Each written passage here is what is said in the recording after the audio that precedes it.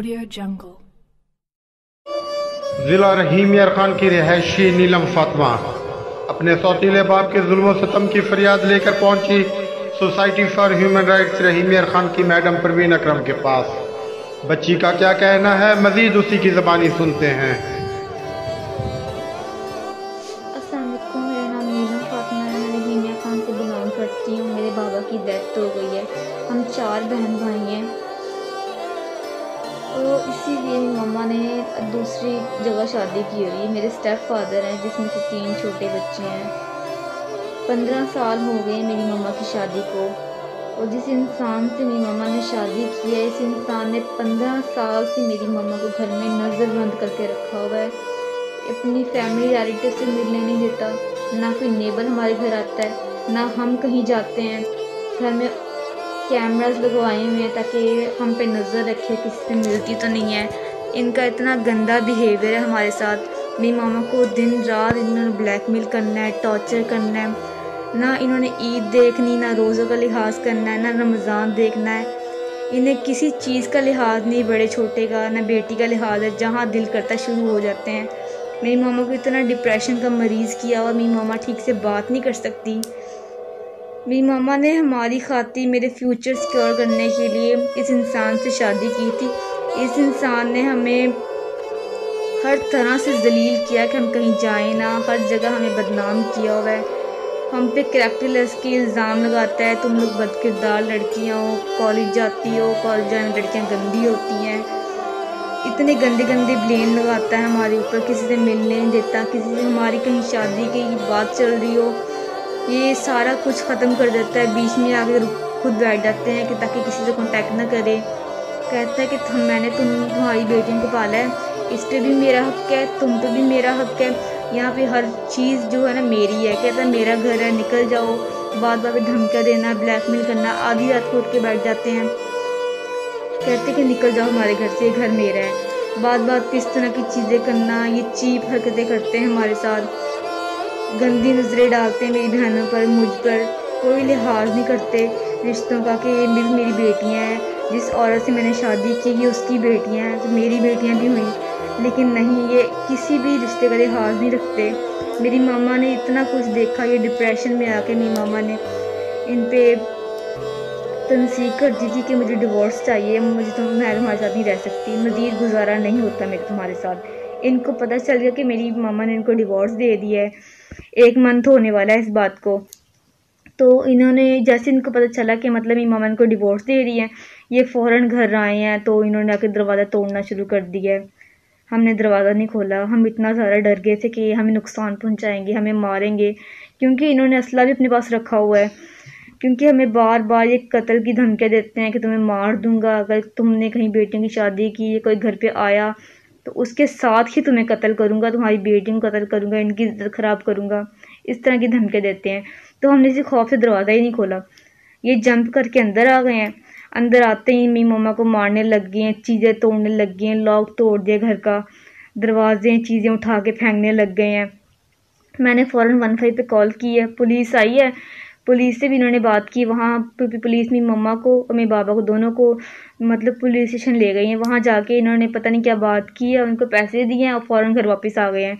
मैंने उनको दोबारा कॉल की, मैंने उनसे कहा कि मैंने आपको कॉल की थी कि आप हमारी सेफ्टी करें, इस इंसान को यहाँ से ले जाएं, हम महफूज नहीं हैं, हमारी इज्जत महफूज नहीं है, हमारी जान माल खतरा है कि आप इसको यहाँ से ले जाएं।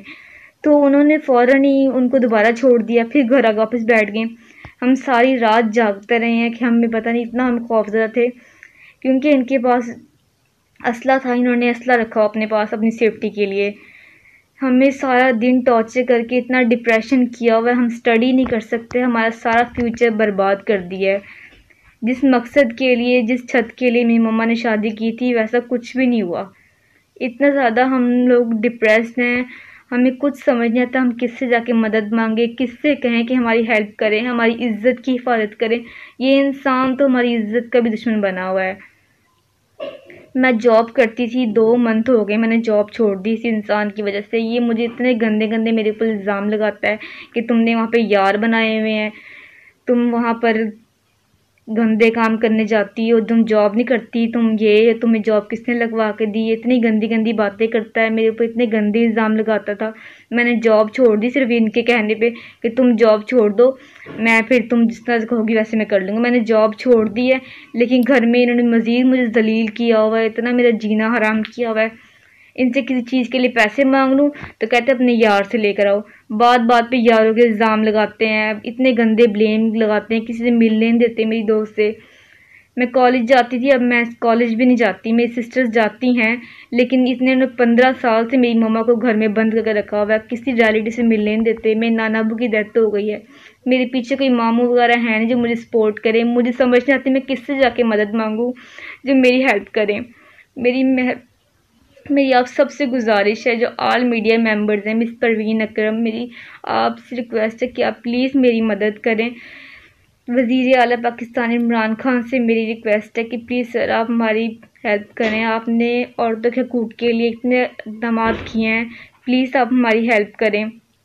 इकरारुल हसन जो स्टैंड लेते हैं वुमेंस के राइट्स के लिए, प्लीज़ मैं आपसे रिक्वेस्ट कर रही हूँ कि आप हमारे लिए कोई स्टैंड लें, प्लीज़ हमारा ताउन करें। हमारी हेल्प करने वाला कोई नहीं है, मुझे नहीं पता मैं किससे जाके मदद मांगूँ।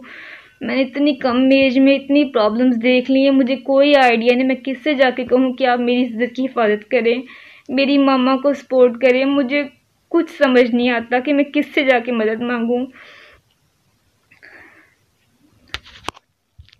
मेरे पास मेरी मम्मा के अलावा कोई नहीं है जो मेरी इज़्ज़त की हिफाजत करे। ये इंसान दिन रात मेरी मम्मा को मारते हैं, टॉर्चर करते हैं। मुझे नहीं पता मैं किससे कहूँ कि मेरी मम्मा की हिफाजत करें, मेरी हिफाजत करें। मेरी मम्मा और मेरी बहनों की सबकी इज़्ज़त और जान दोनों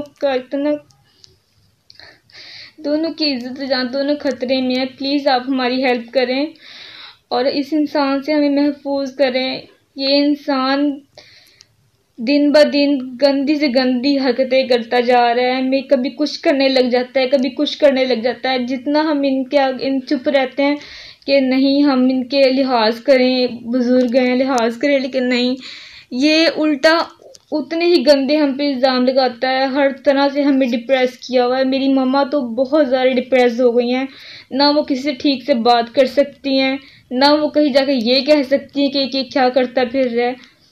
इतनी डिप्रेस हो गई है, घर में बैठी हुई, कहीं आती जाती नहीं है, फिर भी उनको बदकिरदार के इल्ज़ाम लगाता है। 7 बच्चे हैं उनके, उसके बावजूद वो सब कुछ फेस कर रही हैं।